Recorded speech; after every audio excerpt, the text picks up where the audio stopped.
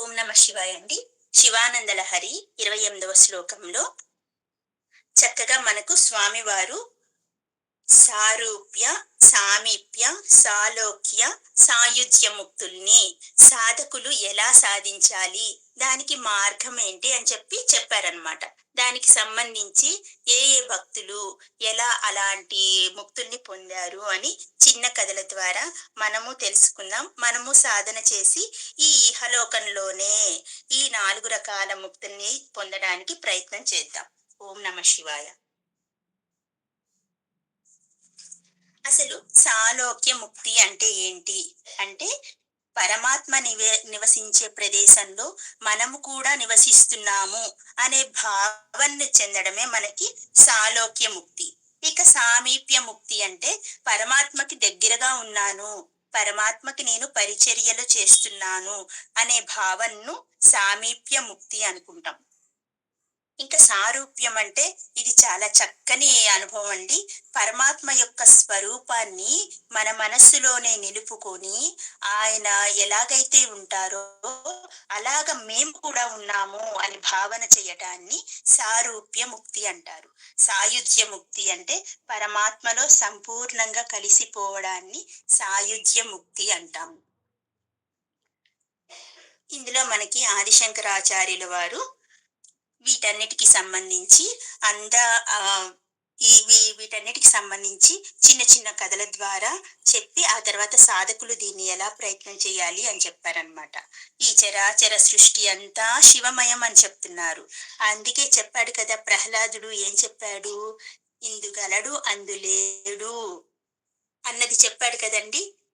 దీనికి సందేహం వలదు, చక్రి సర్వోపగతుండు అని చక్కగా చెప్పాడు.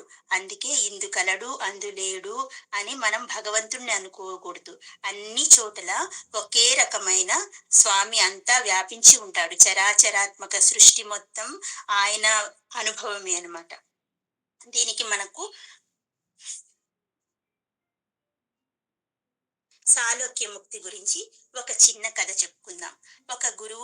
ఒక ఆశ్రమంలో ఒక గురువు గారు ఉన్నారు. ఆయన దగ్గర చాలా మంది శిష్యులు శిక్షణ పొందుతున్నారు. ఆ గురువు దగ్గర ఉన్న శిష్యుల్లో ఇద్దరు చాలా తెలివిగల శిష్యులు ఉన్నారనమాట. సరే, వీళ్ళిద్దరిలో కూడా నేను చెప్పే జ్ఞానం, నేను చెప్పే విద్య ఎంతవరకు అందుతుందో పరీక్షించదలిచారంట ఆ గురువు గారు. వెంటనే ఆ ఇద్దరు శిష్యుల్ని పిలిచి రెండు మామిడి పండ్లు చెరొకటి ఇచ్చి, వీటిని మీరు తినాలి. అది ఎలా తినాలి? ఎవ్వరూ చూడకుండా తినేసి రావాలి అని చెప్పారంట. సరే అని చెప్పి ఇద్దరు వెళ్ళారంట. ఒక అబ్బాయి ఏం చేశాడు? గబగబా ఒక రూమ్ లోకి వెళ్ళిపోయి తలుపు గట్టిగా మూసుకొని కిటికీలు వేసుకొని సూర్యకాంతి లేకుండా ఎటు చిన్న వెలుతురు రాకుండా అంతా చీకటిమయం చేసుకొని మధ్యలో కూర్చొని చక్కగా మామిడి పండుని తినేసి ఆ టెంక పట్టుకొని ఈ అబ్బాయి వచ్చాడు. ఇంకొక అబ్బాయి ఎంతసేపు రాలేదు. ఇంకొక శిష్యుడు వెళ్ళి, ఈ పిల్లోడు ఏం చేస్తున్నాడు? అక్కడ వెతుకుతున్నాడు, ఇక్కడ వెతుకుతున్నాడు, అక్కడ వెతుకుతున్నాడు, కానీ తినటం లేదు. తినకుండా అప్పుడు ఈ అబ్బాయికి ఒక మాట వచ్చింది. అసలు భగవంతుడు లేని చోటు ఏది ఉందని ఎవ్వరూ చూడకుండా తినేసి రమ్మన్నారు గురువు గారు నన్ను అన్నారు. ఈ లోకమంతా సాలోక్యమే, ఆయనుండే లోకమే. ఆయనుండే లోకాన్ని మనం భావం చేశామంటే అది సాలోక్యం అని అర్థం అనమాట.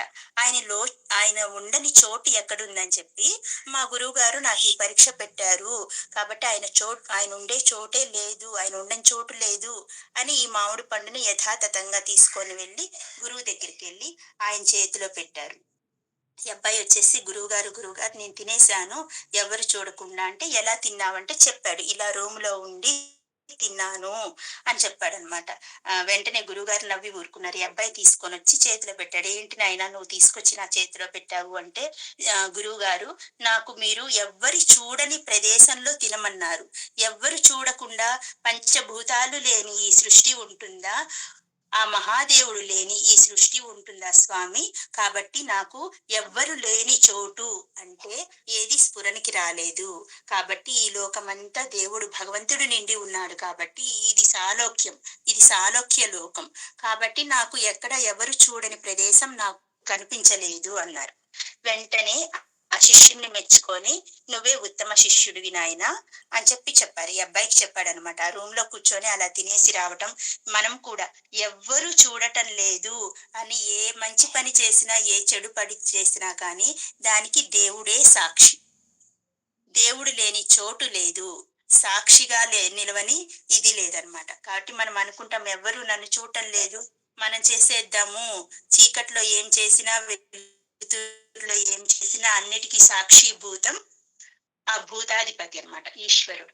దీన్ని మనం ఏమంటాం? సాలోక్యముక్తి అంటాము. అలా భావన చేసి మనం చేసే ప్రతి పనిని సాలోక్యంలో అంటే భగవంతుడు ఉండే లోకంలో చేస్తున్నామని భావించి చేయడాన్ని సాలోక్యముక్తి అంటారు. ఇంకా మనకు ఏం ముక్తి? సారూప్యముక్తి. సారూప్యముక్తి అంటే స్వామి యొక్క మూర్తిని మనసులో తలుచుకొని మనం పూజ చేసుకుంటామనమాట. ఆదిశంకరాచార్యుల వారు నిత్యం శివుడికి పూజ చేసేవారు. తను ఎలా చేసేవారు పూజ? తనకు తాను అంటే తనని తత్రూపంగా భావించేవారు. తత్రూపం అంటే దేవుడి యొక్క రూపాన్నే నేను అని భావించేవారు. ఆదిశంకరాచార్యుల వారు విష్ణు సహస్రనామ స్తోత్రానికండి చక్కని భాష్యం చేశారు ఆయన. అలా ఆయన భాష్యం చేసేటప్పుడు ఏమన్నారో తెలుసా? ఒక చక్కని మాట అన్నారు. "న విష్ణుం విష్ణుమర్చయేత్, న విష్ణు కీర్తయేత్ విష్ణుం" అంటే తాను విష్ణువు కాకపోతే విష్ణువుని అర్చించకూడదంట. "న విష్ణుం విష్ణుమర్చయేత్", తాను పూజించే ఏ సాధకుడైనా తాను విష్ణువు కాకపోతే విష్ణువుని అర్చించకూడదంట. "నా విష్ణుః కీర్తయేత్ విష్ణుం", విష్ణువు కాకపోతే విష్ణువు గురించి కీర్తించకూడదంట అని తెలిపారు. ఇదే విషయంలో రుద్రుడు గురించి కూడా చెప్తున్నారు. "నా రుద్రో రుద్రమర్చయేత్", తనని తాను రుద్రుడిగా భావించినప్పుడు రుద్రుణ్ణి అర్చించడానికి వీలు లేదు. రుద్రుని ఆ కీర్తించడానికి కూడదు అని చెప్తున్నారు. అలా మనసులో ఏ ఆకారాన్ని మన మనసు ఏ ఆకారాన్ని పొందుతుందో ఆ ఆకారాన్ని భావన చేసుకొని, విష్ణువైతే విష్ణువు, శివుడైతే శివుడు, వెంకటేశ్వరుడైతే వెంకటేశ్వరుడు. అలా మన రూపం మనం ఎవరికి పూజ చేస్తున్నామో, అమ్మవారైతే అమ్మవారు. ఇప్పుడు ఆడవాళ్ళం మనం అమ్మవారి పూజ చేసుకుంటున్నాం అనుకో, నేనే మాతని, నేను ఇలా ఉన్నాను, మాత ఎలా ఉన్నారు, చక్కగా కుంకుమ నుదుటిన కుంకుమ పెట్టుకొని, పూలు పెట్టుకొని, చక్కగా గాజులు వేసుకొని, ఇలా ఆమె రూపాన్ని మనలో భావన చేసుకొని పూజ చేయాలన్నమాట. అదే చెప్తున్నారు ఇక్కడ ఆది శంకరాచార్యుల వారు. అలా మనం చేసినప్పుడు అది సారూప్యం. వారే మనమైపోతాము. దీనికి ఉదాహరణగా నందీశ్వరుడే నిలబడ్డాడనమాట. ఈ చరిత్రలో ఎక్కడ చూసినా ఆ శివ సారూప్యాన్ని పొందిన వారు నందీశ్వరుడు. అలా నందీశ్వరుడు గురించి ఈయన ప్రస్తావన తీసుకొనొచ్చాడు. నందీశ్వరుడి పని ఏంటండి? నందీశ్వరుడికి నేను మొన్న శ్లోకంలో కూడా చెప్పాను. నందీశ్వరుడికి శివుడిచ్చిన గొప్ప వరం ఏంటి? ఆయన కోసం ఎవ్వరు వచ్చినా గాని శివ దర్శనం కోసం వచ్చే సకల లోకవాసులను చక్కగా పట్టుకోవాలి. సకల లోకవాసులను ఆ ఒక క్రమశిక్షణగా ఒక వరుసలో శివ దర్శనానికి పంపిస్తూ ఉంటారు. నేను చెప్పాను మొన్న. ఫస్ట్ శివాలయంలోకి వెళ్ళగానే నందీశ్వర వారి దగ్గరికి వెళ్ళి మన పేరు చెప్పుకొని, గోత్రం పేరు చెప్పుకొని, "నేను స్వామివారి దర్శనానికి వచ్చాను నందీశ్వర, దయచేసి నాకు అనుమతిని అనుగ్రహించండి" అన్న తర్వాతే మనం శివ దర్శనం చేసుకోవాలి. ఎందుకంటే ఇది శివుడే స్వయంగా నందీశ్వరుడికి ఇచ్చిన గొప్ప వరం అన్నమాట. కాబట్టి శివ దర్శనం కోసం వచ్చే సకల లోకవాసుల్ని ఒక క్రమశిక్షణగా ఒక వరుసలో పంపిస్తూ ఉంటారు. ఎవరైనా శివ దర్శనం చేసుకోవాలంటే ముందుగా నందీశ్వరుని యొక్క అనుమతి తప్పకుండా తీసుకోవాలి. మరి నందీశ్వరుడికి ఇంకొక పని ఏంటి? ఎక్కడ శివాలయాల్లో ఉత్సవాలు జరుగుతున్నా కానీ నందీశ్వరుడు ఏం చేస్తాడు? ఆయన వాహనంగా మారి చక్కగా అమ్మని అయ్యని తన భుజాల మీద ఎత్తుకొని ఊరేగింపుగా వెళ్తుంటారనమాట. ఎక్కడైనా మనం నందీశ్వరుడు మీద శివుడి ఊరేగింపు చూస్తే అంట సకల పాపహరణం అంట. మనకి శివరాత్రి అప్పుడు బ్రహ్మోత్సవాలు లేదా ఈ కార్తీక మాసంలో ఎక్కడైనా గుడిలో ఉత్సవాలు జరుగుతున్నాయి అనుకోండి. చక్కగా నంది మీద స్వామివారు ఊరేగుతున్నారు అంటే మనం అందరం వెళ్లి తప్పకుండా చూడాలంట. ఎందుకు? సకల పాపహరణం. ఆయనకి ఇష్టమైన భక్తుడు, ఆయన రూపాన్నే పొందిన భక్తుడు శివుడిని మోస్తూ ఉంటే మనం కూడా చూస్తూ ఉంటే చక్కటి పాపహరణం జరిగిపోతుందంట. ఇంకేం చెప్తున్నారు? అలా నందీశ్వరుని చూస్తాము మనము. కాబట్టి ఎందుకు ఆయనకి అంతటి గొప్ప వరమొచ్చింది అంటే, ఆయన శివ సారూప్యాన్ని పొందారంట. ఒకసారి చూద్దాం ఎలా పొందారో. ఇప్పుడు శివుడికి 3 కన్నులు. అలాగే నందీశ్వరుడికి కూడా 3 కన్నులు. శివుడికి పెద్ద పెద్ద జటలు. శివుడి వలె ఈయన గూడా పెద్ద పెద్ద జటలుంటాయి ఈయనకు కూడా. శివుడికి చేతిలో ఏముంటుంది? డమరుకం ఉంటుంది. ఇంకో చేతిలో జింకను పట్టుకొని ఉంటారు. ఇతను కూడా నందీశ్వరుడు గూడా చేతిలో డమరుకాన్ని పట్టుకొనుంటాడు, జింకని పట్టుకొనుంటాడు. ఇంకా నీలకంఠుడు. చెప్పాను కదా! మొన్న క్షీరసాగర మదనంలో అలా హాలాహలం వచ్చినప్పుడు చక్కగా ఆయన తాగుతూ ఉంటే శివుడు ఒక చుక్క కింద పడుతుందంట. కింద పడితే భూలోకమంతా నాశనమైపోతుంది. ఎక్కడ నా స్వామి వారికి చెడ్డ పేరొస్తుందా అని టక్కున ఈయన తాగేశాడంట. ఎవరైనా చేశారా మరి ఆ పని? అక్కడ అంతమంది దేవతామూర్తులున్నారు. లేదు కదా! మరి ఈయన చేశారు. అంత భక్తి శివుడి మీద. అప్పుడు ఈయనేమయ్యాడు? ఈయన కూడా నీలకంఠుడయ్యాడు. ఈయన కూడా గరళంలో దాచుకొని మనకి నందీశ్వరుడు కూడా నీలకంఠుడయ్యాడన్నమాట. ఇంకా ఎలాగా జటలు చెప్పుకున్నాము. అన్నీ పరమాత్మ వలె కనిపిస్తారు. అంటే పరమాత్మ యొక్క సారూప్యాన్ని పొందారు ఆయన. ఇంకా ఇతనికి లేనిదల్లా ఏంటి ఒకటి జటలు. జటల్లో గంగాదేవి. జటలైతే శివుడిలాగా చక్కగా ఉన్నాయి కానీ జటల్లో గంగాదేవి లేదు. ఆ గంగాదేవిని ధరించే ఒక అర్హత ఒక శివుడికి మాత్రమే ఉంది. ఇంకెవరికి లేదు కాబట్టి ఈయనకి లేదు. ఇంకా చంద్రవంక. చంద్రవంక గంగాదేవి తప్పితే మొత్తం శివుడు లాగానే. మొత్తం శివ సారూప్యాన్ని పొందారు. ఈ శివ సారూప్యాన్ని పొందిన నందీశ్వరుడి గురించి మాట్లాడుకోవడం కూడా మన యొక్క అదృష్టం. ఒక ముఖం వృషభం, శరీరం మానవ శరీరం. ఆ దాంట్లోనే ఆయన అంత శివ సారూప్యాన్ని పొందాడంటే ఎంత గొప్ప భక్తుడో తెలుసా? అలాగే నందీశ్వరుడిలాగా నేను కూడా భావన చేస్తున్నాను. ఎలా? నాకు చక్కగా 3 కళ్ళున్నాయి. నేను త్రినేత్రాలను కలిగి ఉన్నాను. నేను నీలకంఠుడిని, నేను రుద్రుడిని, నేను శివపుండ్రాలను ధరించి ఉన్నాను. నేను రుద్రాక్షమాలను ధరించి ఉన్నాను. అని నేను శివుడినే అయ్యాను. ఇన్ని ధరించి ఉన్నాను కాబట్టి నేను కూడా శివుడినే అని చెప్పి నీ సారూప్యాన్ని నా హృదయంలో నిలుపుకొని నీలాగా నేను మారిపోతాను. అప్పుడు సారూప్య ముక్తి నాకు లభించినట్లే. ఎక్కడ లభించింది? ఈ ఇహలోకంలోనే లభించింది స్వామి నాకు మీ దయ వల్ల. నాకు తెలుసులే నందీశ్వరుడు అలా అయ్యారు కదా! నేను కూడా అయ్యాను. నేను కూడా సాధన చేశాను.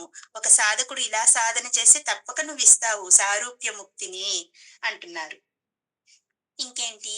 సామీప్యముక్తి. సామీప్యముక్తి అంటే పరమాత్మకి దగ్గరలో ఉండే స్థితిని సామీప్యముక్తి అంటాం. ఇది ఎలా కలుగుతుంది?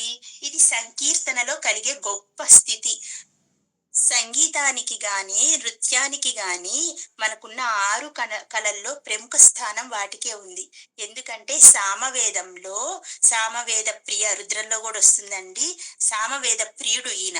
అంటే గానం, నృత్యం 64 కళలకి సంబంధించిన శాస్త్రాన్ని సామవేదం అంటారు. వేదాల్లో సామవేదం అన్నమాట. సామగాన ప్రియ అని చక్కగా రుద్రంలో వస్తుంది ఈయనకి.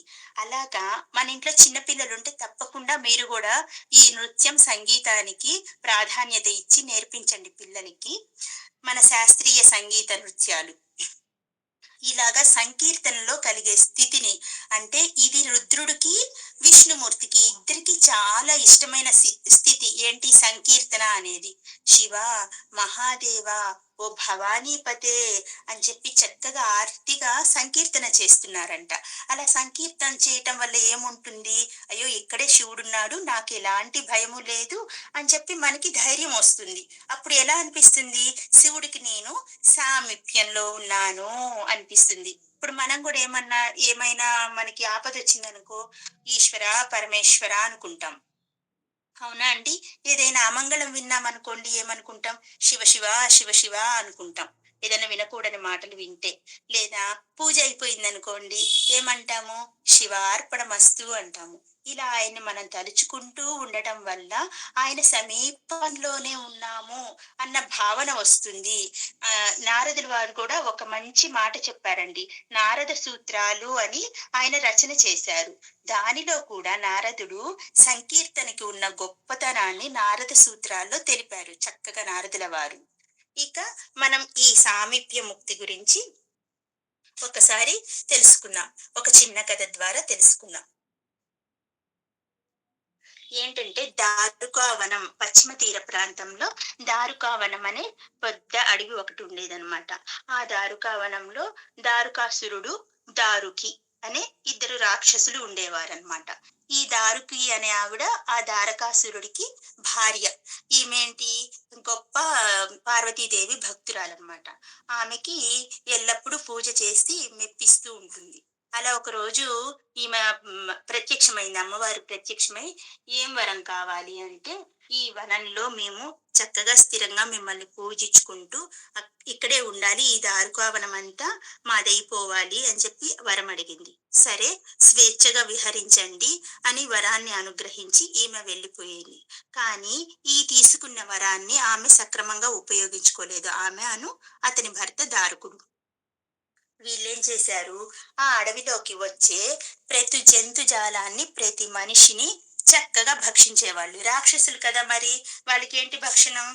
మనిషి మాంసం. చక్కగా భక్షణ చేస్తూ ఉండేవాళ్ళు. ఇంక భయపడి ఆ దారి వెంట ఎవ్వరు మానవ సంచారం అన్నదే లేకుండా పోయింది. అంత దారుకావనం అంటే చాలా చక్కటి అరణ్యం అన్నమాట. ఇదివరకు రోజుల్లో ఏంటి, ఈ అరణ్యంలో, వనాల్లోనే కదా చక్కగా మునులు తపస్సు చేసుకుంటూ ఉంటారు. ఒకరోజు ఋషి తపస్సు చేసుకోవడానికని ఈ దారుకా వనానికి వచ్చారనమాట. వస్తే ఆయన్ని వీళ్ళు తినబోతారు. ఈ మంత్రజలం ఆయన దగ్గరున్న మంత్రజలాన్ని వారిపైన చల్లి తినకుండా ఆపి, ఓరి దృష్టులారా, మీ వలన ఈ వనమంతా పాడైపోతుంది. వచ్చే విహారానికి వచ్చే వాళ్ళందరినీ మీరు ఇలా తినేస్తున్నారు. ఇది మంచి విషయం కాదు. నేను మిమ్మల్ని శపిస్తున్నాను. మీరు ఏ మనిషినైతే తినాలని ప్రయత్నిస్తారో, మీరు అలా తినేటప్పుడు మీరు చనిపోతారు అని శాపం ఇచ్చాడు. వెంటనే ఇంకా వీళ్ళకి భయమేసింది. మునుల శాపం తప్పకుండా ఫలిస్తాయి కదండీ! ఇంకా ఎవరు వచ్చినా గాని వీళ్ళు తినడం లేదు. వీళ్ళకి ఆకలైపోతుంది.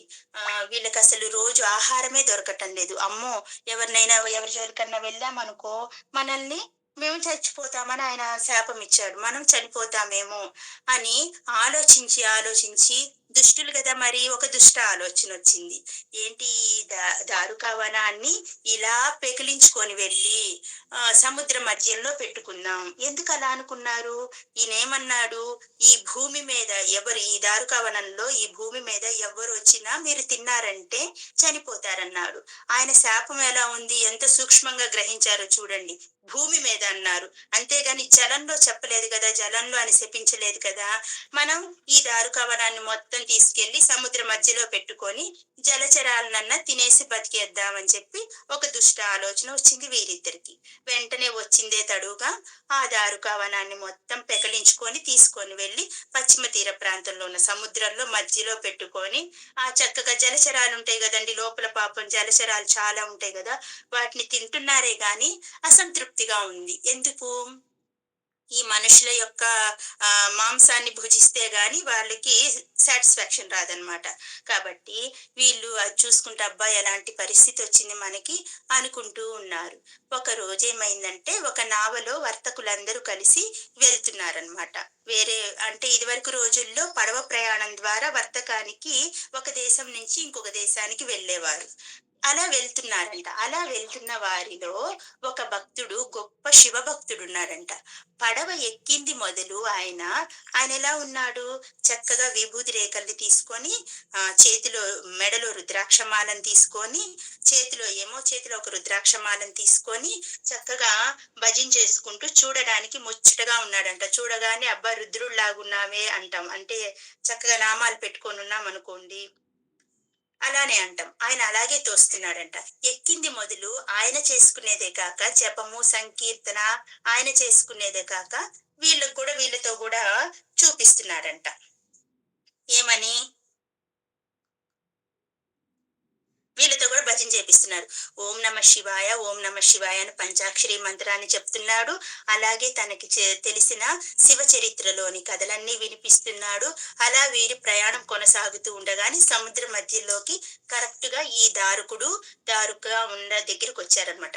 వెంటనే ఆహా చూసి వీళ్ళు అనుకున్నారంట మన పంట పండింది, ఇంతమంది మనుషులు వచ్చారు, వీళ్ళందరినీ చక్కగా కట్టేసి వరుసగా ఒకళ్ళ తర్వాత ఒకళ్ళని భుజించేద్దాము అన్న ఆలోచన వచ్చి వెంటనే వాళ్ళందరినీ కట్టేశారంట. అక్కడ ఆ దారుకవనం ఉన్న దగ్గర కట్టేసి నిలిపేశారంట. కానీ ఈయన భయపడటం లేదు, శివుడు భక్తుడు భయపడటం లేదు, భజన ఆపటం లేదు. వెంటనే చూసి దారకుడు ఏమనుకున్నాడు, ఓయమ్మో ఇతను చాలా భక్తి చేస్తున్నాడు, ఇతని భక్తికి మెచ్చి ఆ శివుడు ఎక్కడ ప్రత్యక్షమైనా ప్రత్యక్షం అవ్వచ్చు, ముందు ఇతన్ని తినేసామనుకో మిగతా వాళ్ళని నిదానంగా తినేయొచ్చు అని చెప్పి భావన వచ్చి వెంటనే అతన్ని తినడానికి సిద్ధపడిపోయాడు. అయినా కానీ ఆయన కళ్ళల్లో కొంచెం కూడా భయం అన్న మాట కనిపించలేదంట. అస్సలు భయపడనే లేదంట. అస్సలు భయపడకుండా అస్సలు అతని శివనామ మంత్రాన్ని మాత్రం వదలలేదంట. వెంటనే అతను గొంతు పట్టేసుకున్నాడంట. ముందు శివనామ మంత్రాన్ని జపం చేయకుండా గొంతు పట్టేసుకున్నాడంట ఈ దారుకుడు. పట్టేసుకోగానే వీరిద్దరి మధ్య, ఈ దారుకుడికి ఆ భక్తుడికి మధ్య శివలింగ రూపంలో ఒక లింగం ప్రత్యక్షమయ్యిందంట. చూడండి చక్కగా శివుడు ఒక్కడే వచ్చాడా? లేదు లేదు, చక్కగా పార్వతీమాతతో తన గణాలతో సహా శివలింగ రూపంలో, అంటే ఒక మందిరంలో శివుడు వెలిసినట్టు వెలిశాడు వీళ్ళిద్దరి మధ్య. అలా లింగ రూపంలో ప్రత్యక్షం అవగానే ఆ లింగం రెండుగా విడబడిందంట. ఆ విడబడిన లింగంలో నుంచి శివ పార్వతులు గణాలతో సహా ప్రత్యక్షమయ్యారంట. వెంటనే కోపం వచ్చి శివుడికి ఆ దారకుడిని చంపేశాడంట. చంపేసి ఈ భక్తుడిని రక్షించి నీ భక్తికి మెచ్చాను అన్నాడంట. అనగానే వెంటనే ఈ దారికి వచ్చింది, వీళ్ళ భార్య కదా, వచ్చి అయ్యో నా భర్త చనిపోయాడని చెప్పి విలపిస్తూ, ఆమె ఎవరు, మాతకి గొప్ప భక్తురాలు ఆమె. వెంటనే మాతను అడిగిందంట, మాత ఇట్లా మీరు మమ్మల్ని స్వేచ్ఛగా విహరించమని సుఖంగా ఉండమని వరం ఇచ్చారు కదా, మరి ఇప్పుడు మహాదేవుడు ఇట్లా చంపేశాడు దారుకుణ్ణి, ఇప్పుడు నా పరిస్థితి ఏంటి, దయచేసి నా భర్తను బ్రతికించమండి అని చెప్పి ఆమె పాదాలపై పడి వేడుకుందంట. వెంటనే అమ్మవారు శివుడితో అనిందంట, మానవుల్లో ఉండే, అంటే దేవతల్లో మానవుల్లో రాక్షసుల్లో ఏమి గుణాలున్నాయి? 3 రకాల గుణాలున్నాయి, సత్వగుణము, రజోగుణము, తమో గుణము. ఈ గుణాల వల్లనే, ఈ గుణాలనేవి కూడా నీ సృష్టే కదా స్వామి, ఈ గుణాలు ప్రతి ఒక్కరిలో ఉన్నాయి కాబట్టి వీళ్ళు రాక్షసులు. ఈ రాక్షసుల్లో ఇంకొంచెం క్రూర గుణం అధికంగా ఉంది కాబట్టి ఇవంతా మా దేవుడితో సృష్టించబడిన గుణాలే, ఈ త్రిగుణాలు కూడా. మీరు దయచేసి ఆమెని క్షమించి అతన్ని బతికించండి అని అడిగిందంట. ఇంకా దేవి అడగటం, దేవుడు వరం ఇవ్వకుండా ఉండటం జరుగుతుందా? సరే బతికిస్తాను, కానీ మీరు ఇంకెప్పుడు ఇలాంటి కార్యాలు చేయకూడదు, ఇలా దుష్ట కార్యాలు చేయకుండా, ఈ సృష్టిలో ఎన్నో ఉన్నాయి తినడానికి, ప్రకృతి మనకెన్నో ఇస్తుంది, మీరందరూ వాటిని పాటించండి, అలా చేస్తానంటేనే నీ భర్తను బతికిస్తాను అన్నారు. ఆమె సరే అంది. వెంటనే దారుకుడిని బ్రతికించాడు. అక్కడ ఇప్పుడు ఆ పశ్చిమ తీర ప్రాంతంలో సముద్రం దగ్గర ఎలా ఉంది, ఆయన ఏం వరం ఇచ్చాడు, అక్కడ స్వామివారు నాగేశ్వరుడు, అమ్మవారు నాగేశ్వరి, శివగణాలు అందరూ కలిసి ఉంటారనమాట. ఈ ప్రియమైన భక్తుడు, ఆ భక్తుడితో పాటు ఉండే ప్రతి ఒక్కరూ మీరందరూ ఇక్కడే ఉండిపోండి, ఈ దారుకుని ఇద్దరు కూడా రాక్షసుల్ని కూడా ఇక్కడే ఉండండి, ఈ లోకంలోనే ఉండండి, ఇది జలముపై తేలుతూ ఉంటుంది, నా ఈ మందిరం జలంపై తేలుతూ ఉంటుంది, అంటే నీళ్లపై తేలుతూ ఉంటుంది అని చెప్పి వరం ఇచ్చేశాడనమాట. నా సామీప్యంలోనే మీరందరూ భక్తులుగా మసులుతూ ఉంటారు, ఎవరైతే ఈ కథను విన్నా, నా కథను విన్నా, ఇక్కడికి వచ్చి దర్శనం చేసుకున్నా వాళ్ళకి సామీప్య ముక్తి లభిస్తుంది అని చక్కగా వరం ఇచ్చేసి తర్వాత ఆయన వెళ్ళిపోయాడంట, అంతర్ధానమయ్యాడు. అక్కడ ఇప్పుడు మనకి అలాగే ఉందంట, నీళ్ళపై తేలుతూ అక్కడ ఆ దేవాలయం ఉందంట. నా సామీప్యంలోనే మీరుంటారు, ఇది కూడా ఇలా కైలాసం కాబట్టి వీళ్ళేంటి పైకెళ్ళి పొందారా సామీప్య ముక్తిని? కాదు కదా, కింద ఇహలోకంలోనే పొందారు. అదే చెప్తున్నారు ఆదిశంకరాచార్యులు వారు, ఇహలోక్యంలోనే మీరు కిందకొచ్చారు. మీ సమీపంలో వారందరూ ముక్తిని పొందారు. అక్కడున్న ఆ పడవలో ఉన్నవాళ్ళు, ఈ రాక్షసుడు అందరూ ముక్తిని పొందారు. మీరు గూడా ఏం చేశారు? ఇహలోకానికొచ్చి ఇక్కడే స్థిరపడిపోయారు. కాబట్టి ఇది సామీప్య ముక్తి. ఇది ఒక భక్తుడికి సాధ్యమైంది అంటే, మరి సాధకులకి సాధ్యమవ్వకుండా ఉంటుందా? నిన్ను తలుచుకుంటే సాధ్యం కాకుండా ఉండేది ఏముంటుంది స్వామి? అని చెప్పి చక్కగా నాకు కూడా అలాంటి ముక్తినివ్వండి అని చెప్పి సామీప్య ముక్తి గురించి చక్కగా అడుగుతున్నారు స్వామివారిని. ఇహలోకంలో సాధకులు కూడా సామీప్య ముక్తిని సాధించవచ్చు అని నిరూపించింది ఈ కథ చక్కగా. ఇంకా నాలుగవది సాయుజ్య ముక్తి. ఈ సాయుధ్య ముక్తిని మనమేమంటాము? దీనికి కైవల్యం అని కూడా పేరన్నమాట. ఇది ఎలా లభిస్తుంది? సాయుధ్య ముక్తి ఎప్పుడు మనకి ధ్యానం ద్వారానే లభిస్తుంది అని చెప్పి భగవంతుడు చెప్పాడు. ఆది శంకరాచార్యుల వారు ఆచరించి పొందారు. ఎలా ధ్యానం చేయాలి? ధ్యానం ద్వారా సిద్ధిస్తుంది అనుకున్నాం కదా! ఎలా ధ్యానం చేయాలి? ఈ బ్రహ్మాండమంతా శివస్వరూపమే. మనం అసలు ఏమంటాము పరమాత్ముణ్ణి, ఆ పరమశివుడిని అష్టమూర్తి అంటాము. ఎలా అష్టమూర్తి అయ్యారు ఆయన? పంచభూతాలు, సూర్యుడు, చంద్రుడు, యజమానులు అనే అష్టరూపాన్ని కలిగి ఉన్నాడని. అలాంటి అష్టరూపాన్ని, అష్టమూర్తిని ధ్యానిస్తే సాయుధ్య ముక్తి సులభంగా లభిస్తుంది అని చెప్తున్నారు. సారూప్యం అంటే శివుడిగా మనం భావించుకొని మనమే శివుడైపోయి అలా సారూప్య ముక్తిని తెచ్చుకోవాలి. సాలోక్యం అంటే శివుడు లేని లోకం లేదు, ఇదంతా సాలోక్యమే అని తలుచుకొని సాలోక్య ముక్తిని తెచ్చుకోవాలి. సామీప్య ముక్తి అంటే శివుడు దగ్గరే ఉన్నాను నేను అన్న భావంతో పూజ చేసుకోవాలి. నామ సంకీర్తనంతో పూజ చేసుకోవాలి. అలా పూజ చేసుకున్నప్పుడు ఇలాంటి స్థితి కలుగుతుంది.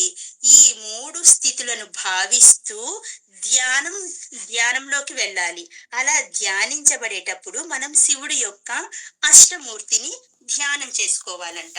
ఇలా చేసినప్పుడు ఈ మూడు భక్తులతో పాటు ఇంకా శివభక్తితో మనం శివుడి భక్తులతో ఎప్పుడు సాంగత్యం పెంచుకోవాలంట. సంభాషణ చేసుకోవాలంట. అంటే ఏంటి? ఆయన గురించే మాట్లాడుకుంటూ ఉండటం అన్నమాట. శివభక్తులు నివసించే లోకంలో ఉండాలి. ఎక్కడైతే శివభక్తులు ఉంటారో అలాంటి చోట ఉన్నప్పుడు మనం అది తప్పకుండా శివలోకమే అయిపోతుందంట. అలా భావించాలి అని చెప్తున్నాడు. అలా భావించి సాయుధ్య ముక్తి కోసం ఇది కొండ కదా, దీనిలో శివుడున్నాడా, ఇది బండ కదా, దీనిలో శివుడున్నాడా అనుకోకూడదంట. చరాచరాత్మకం తను ధ్యానే భవానీపతే అన్నారు కదా లాస్ట్ లో. ఈశ్వరుడు పర నిరంతర ఆయన రూపాన్ని భావించటం వల్ల తాను కూడా శివుడుగా మారిపోవడం వల్ల సాయుధ్యాన్ని ఇహలోకంలోనే పొందవచ్చు అని చెప్పారు. అంటే ఈ శివానంద లహరిలో ఏం చెప్పారు? ఈ శ్లోకంలో మనకి 4 రకాల ముక్తిని గురించి ఎంతో అందంగా చెప్పారు. ఇహలోకంలోనే మనముండే లోకంలోనే ఈ రకాల ఇలా ప్రయత్నిస్తే అన్ని రకాల ముక్తులు లభిస్తున్నాయి. కాబట్టి సాధకులందరూ కూడా ఈ ఇహలోకంలోనే ఈ 4 ముక్తుల కోసం ప్రయత్నం చేయండి, సాధన చేయండి అంటూ ఇది చాలా శివానంద లహరిలో చాలా ముఖ్యమైన శ్లోకం. ఎందుకంటే శివభక్తులకు అందరికీ ప్రియమైన శ్లోకం ఈ శ్లోకం. అందరం ఆయన చెప్పినట్లు పాటిద్దాము. మనం కూడా ముక్తి కోసం సాధిద్దాం. ఓం నమః శివాయ.